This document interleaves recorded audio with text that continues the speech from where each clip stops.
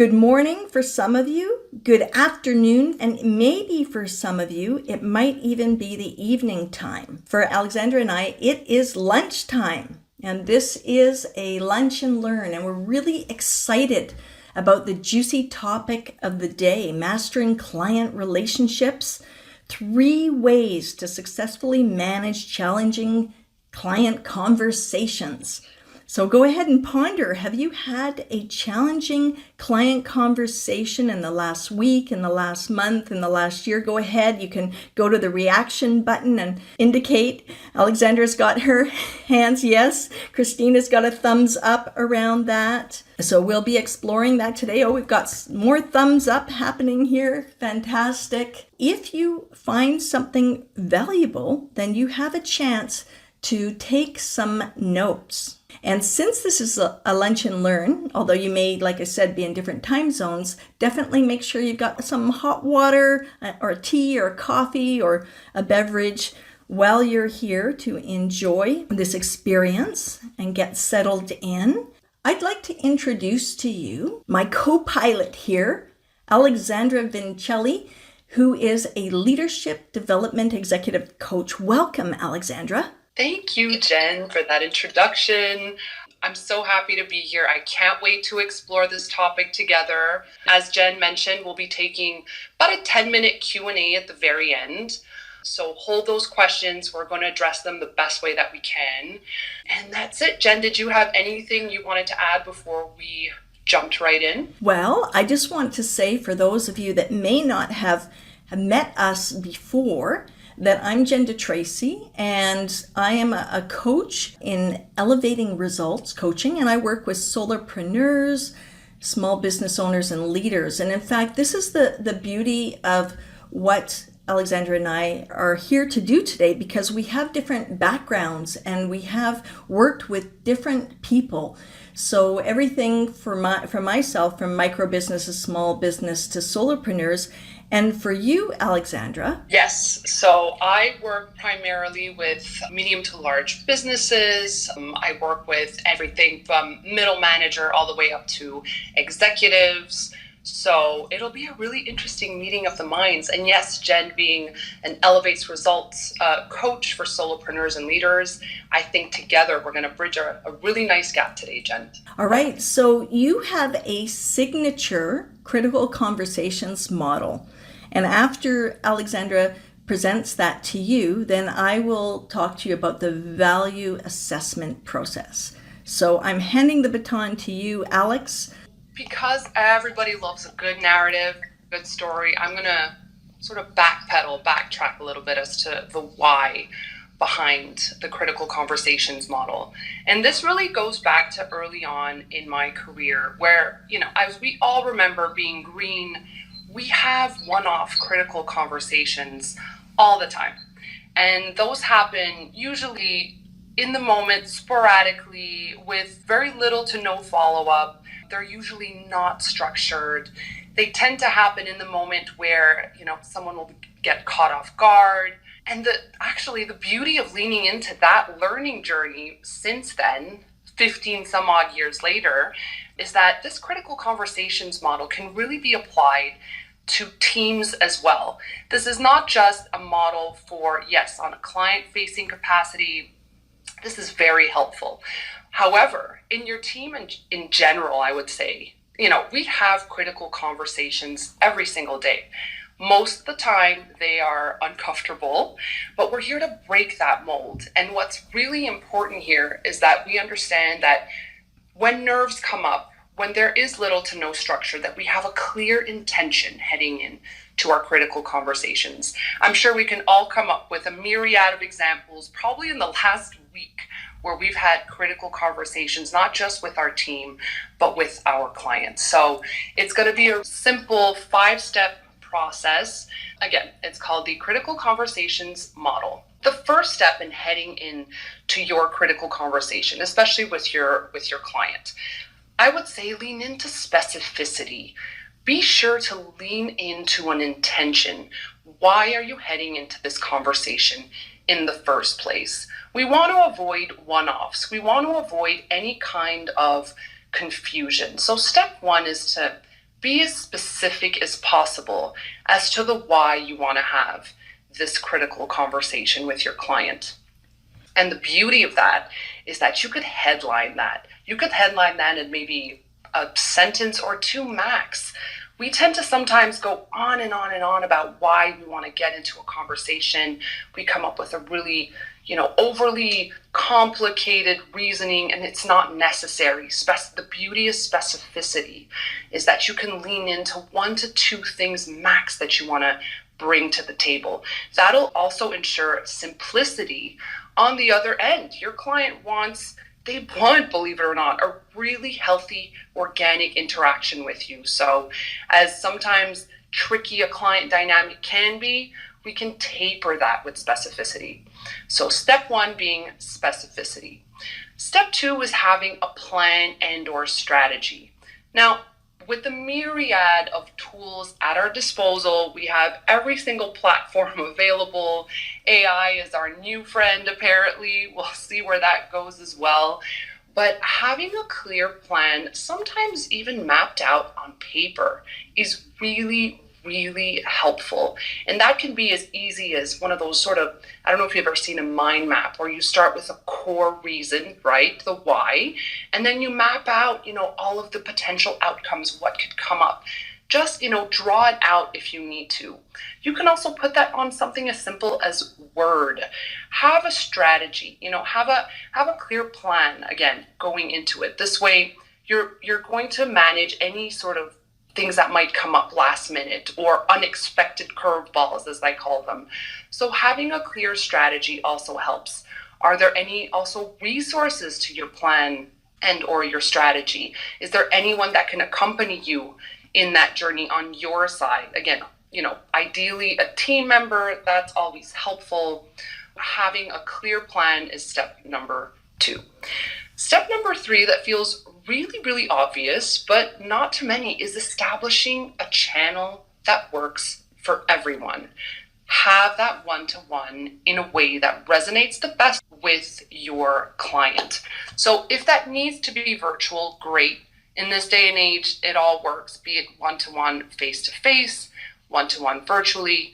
Ideally, you want to lean into what your client wants, right? I mean, at the end of the day, that whole proverb about them being always right, but it has to really feel organic for them. Again, to maximize the comfort level and to ensure the dynamic feels like it's a two-way conversation. So establish your channel, ensure you test ahead of time. It feels really obvious, but sometimes having a clear-cut way to communicate, and also sometimes phone calls work really, really well.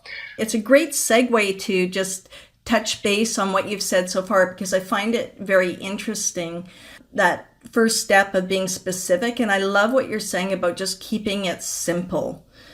I think we do tend to complicate things sometimes, and that can be creates more stress for us delivering in that conversation. And the plan, and then the channel. Yeah, I mean, these days, it's not always possible to meet someone in person like it used to be. So really taking that into consideration, and now being a global marketplace, the likelihood of it being in person is not as often. Great point. Thank you for that, Jen. Absolutely. And added to the channel is the length of time. I talk to my team often about having hard stops. I know critical conversations are difficult and the likelihood that they will go over is high. So ensure a clear, hard stop at the very end. And if you need to follow up, establish the why for the next call or the next virtual meeting or in-person meeting. Because without a hard stop, you're going to open up a ton of different rabbit holes. So ensure there's a preset time for your meeting and have both parties respect that time. And time is, as we all know, really fleeting. Our days go by really, really quickly, especially when meetings are stacked, which we want to avoid. But hey, it's the reality, right? So have that end time set and stay firm on it. And then step 4 being probably the toughest of all. But hey, if you have this plan in place ahead of time, you'll be set up for success. So step 4 is have the conversation. So the best course of action at step 4 is really to have your agreements, right? The why and what do you want to leave with at the end of your conversation. Those two agreements are really key. And they really are easy to remember going in, right? Why are you having the conversation and what do you want to take away? Now, keep it in mind that just because you have an end time does not mean that rabbit holes will not open up.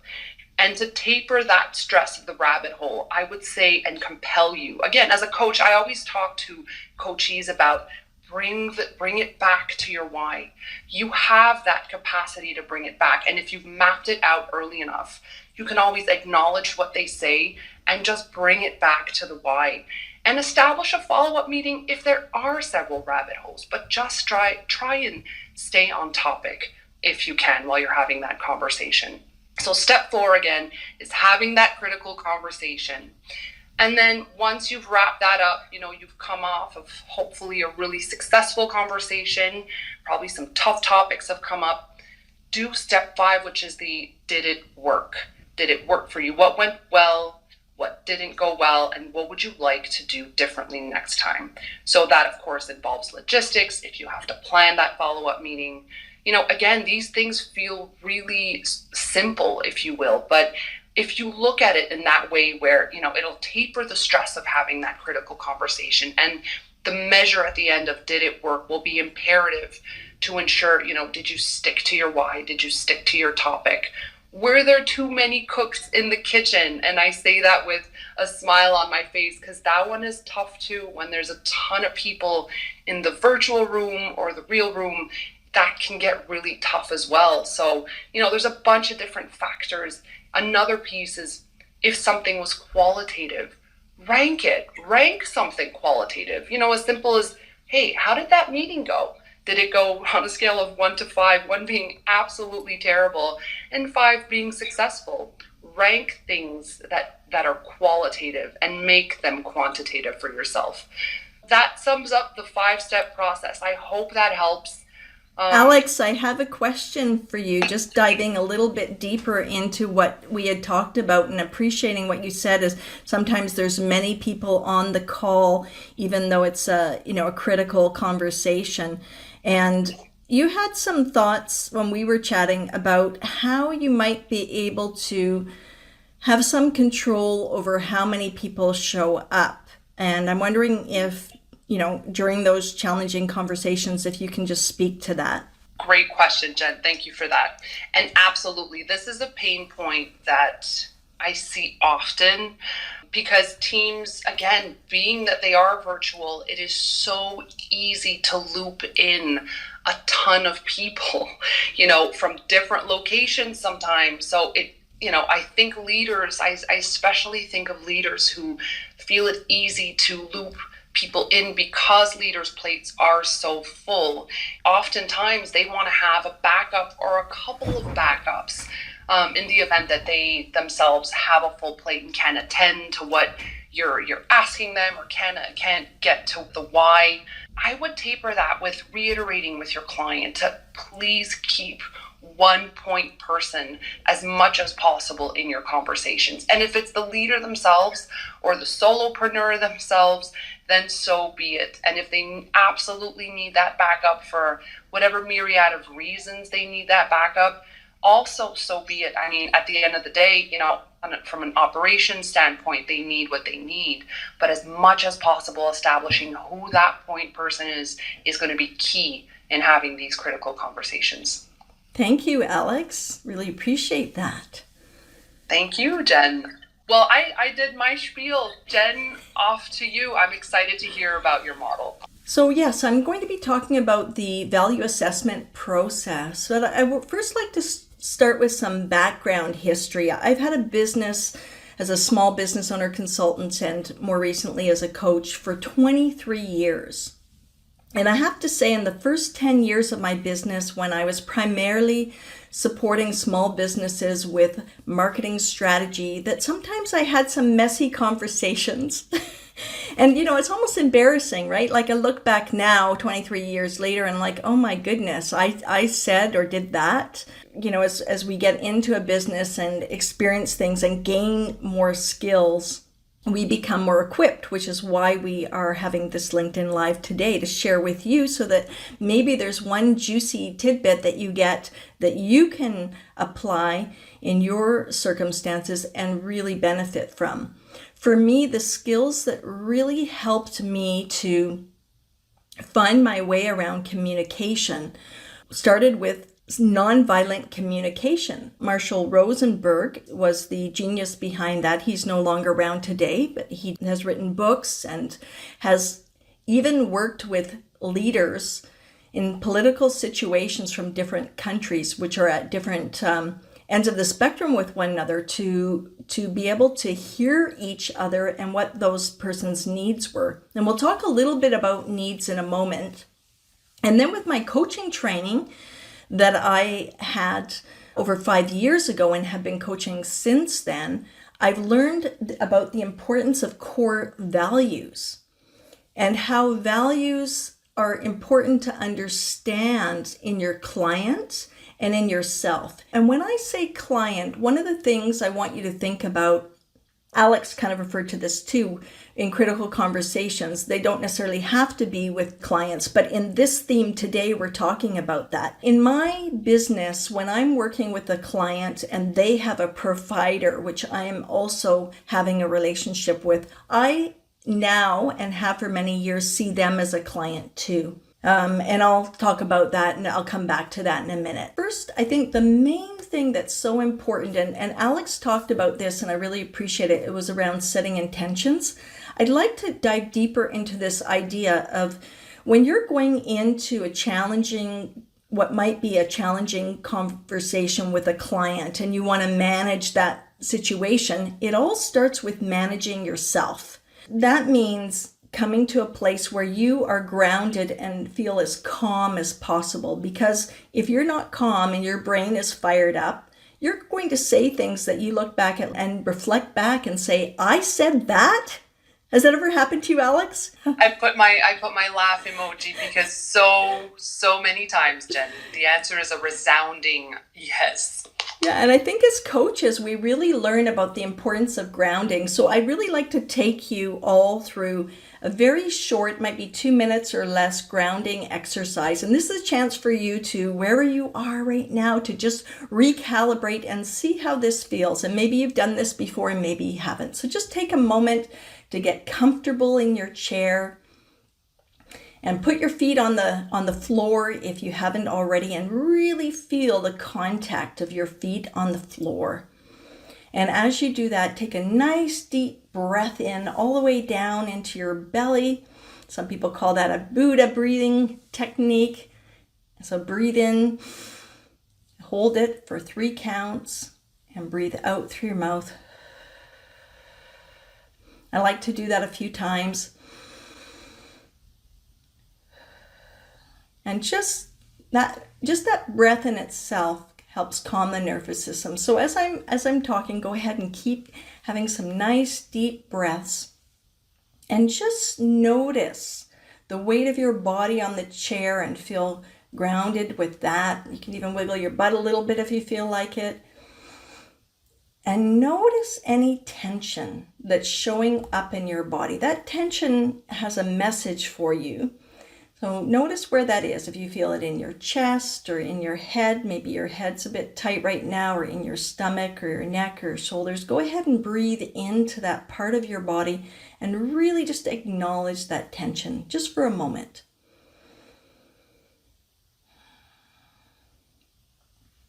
And then we'll just go back to our feet, and as I mentioned, just feel your feet in the ground. And if you really want to kind of take it to that next level, imagine could be roots or springs or arrows or anything, scotch tape. Imagine your feet connected and going down into the earth, like that energy, and just really feeling that groundedness, the connection between you and the earth. Take a nice deep breath. I know this might seem woo-woo for some of you, And it's just a nice way to really honor yourself and give yourself a moment just to really bring in that calmness. At the end of that, take one last deep breath. You can put your hands together, you can rub them. You can hear me rubbing them in the microphone. Just make them nice and warm.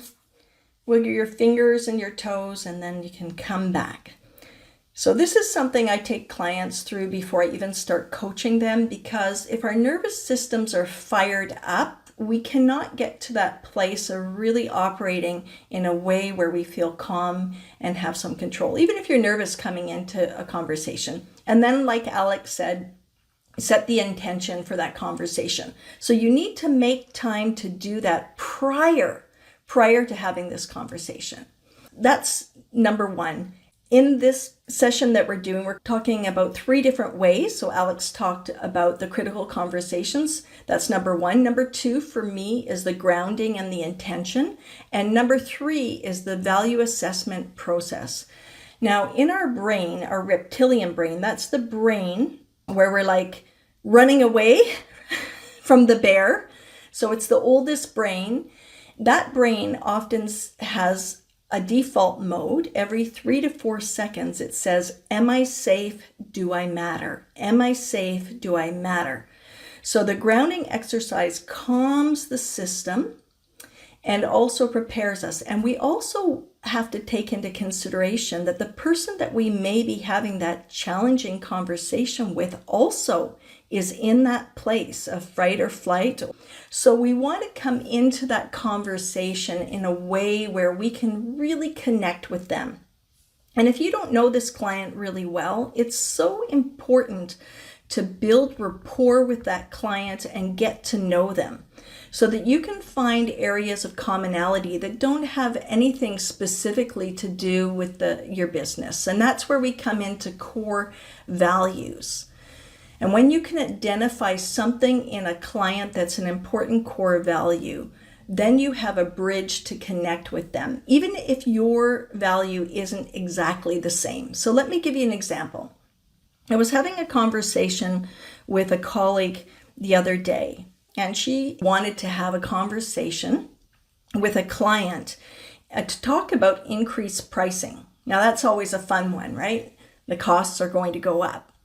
And I asked her, what is the value in this person? Like what values are strong for them? And she said, oh, well, he always talks about his mother and his family and how much he helps his mother out. So right away, she has an understanding that family is very important to him.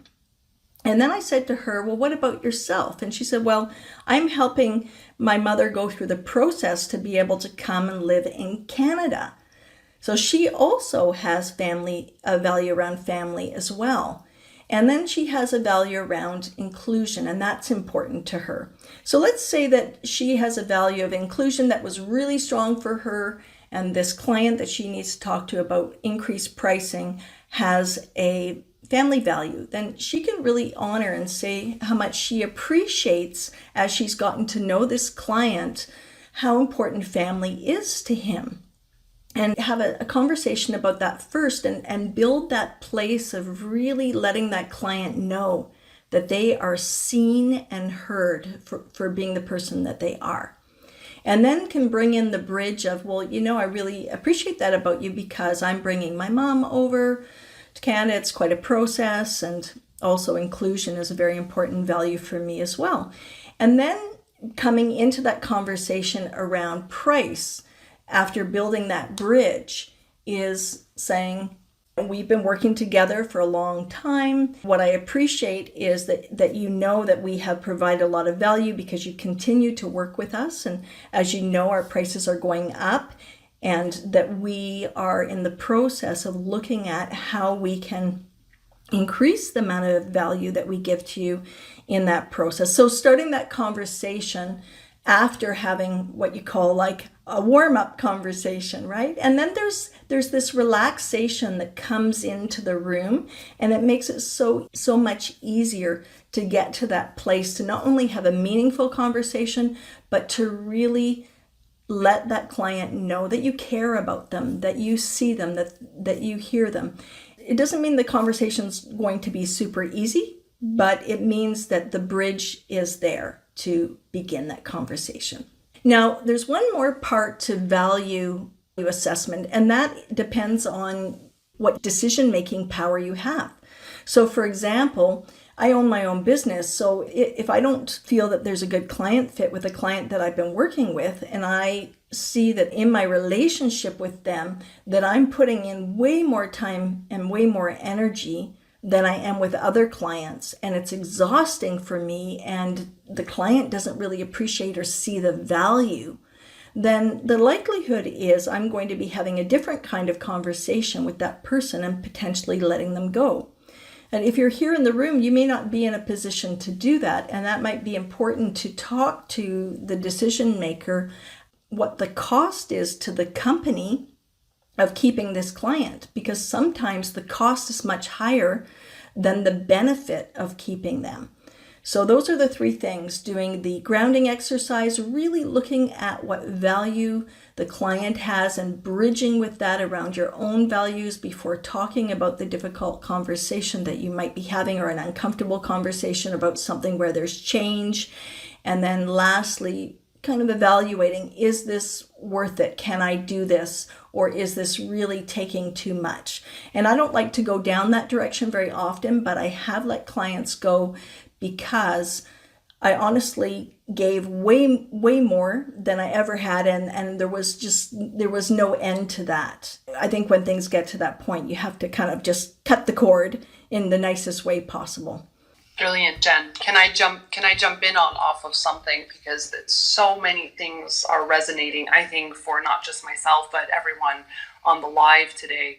Thank you for that. I love a values assessment because it reminds us all to have core pieces to ourselves that we really want to align with and ultimately connect with other people. I think that's what bridges us all. I mean, I love the euphemism of a bridge. I use it myself, and I think it's so powerful.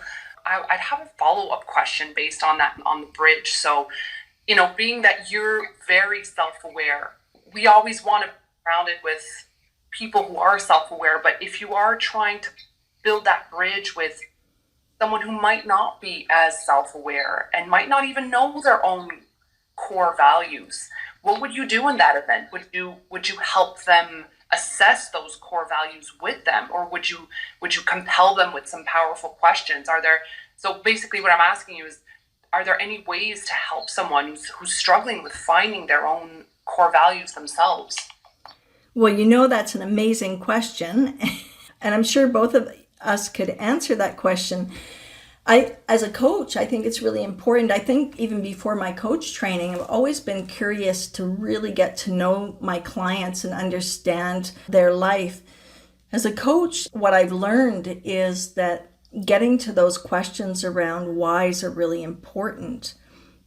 If someone, for example, was talking about family, and I might say, well, why is that so important to you to take care of your mom? What does that bring you? And they may say, well, it just brings me a lot of joy. I feel good. So I think that's an easy example. For those clients that aren't as conscious, I think it's still great to ask questions. People do like to talk. They like to be asked questions. They like to feel heard and seen. So definitely I would ask open-ended questions to get to know that client, to build that bridge. And I'm curious if you have anything else, Alex, that you'd like to add to that.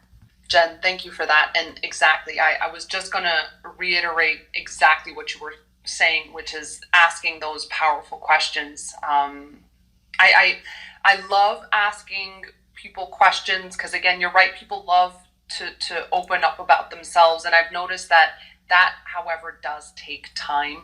The trust element needs to come with time. And especially for a new client, for example, both of you are in the midst of getting to know one another. And there are subtleties that'll come up, I feel, in conversations that you're absolutely right, Jen, that you could, springboard off of and ask them, why or what makes that so important for them. Another tip and trick that I love is to avoid why questions, because inherently I always feel like why makes people have to answer, well, because, and that makes them defensive. So I always love asking what questions instead. Just a little tip and trick there. But thank you, Jen. That's great. I love that. Yes, asking powerful questions. Absolutely. Great tip. Angelica, can you hear us? Yes, I can. Great. Go ahead with your question. My question is, what if you're delivering a speech and then you have some challenging conversations with the audience? Maybe there might be a heckler or somebody that doesn't agree with what you have to say. Just hasn't happened yet, but it'd be great to be prepared, as you say. So I was just wondering. I can respond to that actually, and then Alexandra, if you have I think the first thing is that when that happens is to take a nice deep breath and really slow things down so that you have the resource in yourself to not be as activated as you could potentially be. That's number one. And I think it depends on the situation in how you want to deal with that. Some speakers might just simply ignore that and keep moving on, or make a joke or change the subjects. Others might ask a question head on to that person. So I think in the moment you have to decide, is this really worth paying attention to, or should I just keep going? Alex? Thanks, Jen. You took the words right out of my mouth. I mean, it's really a choice in the moment to have to assess whether you want to address that head on. I'm more of the school of thought, don't give energy to anyone or anything that does not deserve it. I'm very much staying on track with something. And if your intention is up there delivering a speech or is based on why you're there, again, go back to your why. And if addressing that feels organic in the moment, I love, Jen, the whole grounding. I think that's lovely. And however, we do know that in the moment when we're activated, it is tough, especially on a stage like that publicly. So, but I wouldn't give my energy to Jen. You're very elevated. It just suits you. The title says it all, elevated. I would probably be in the moment really taken off guard. But brilliant question, Angelica. Thank you for that. Hopefully that never happens. Thank you. It's good to be prepared. All ABP. Always be prepared.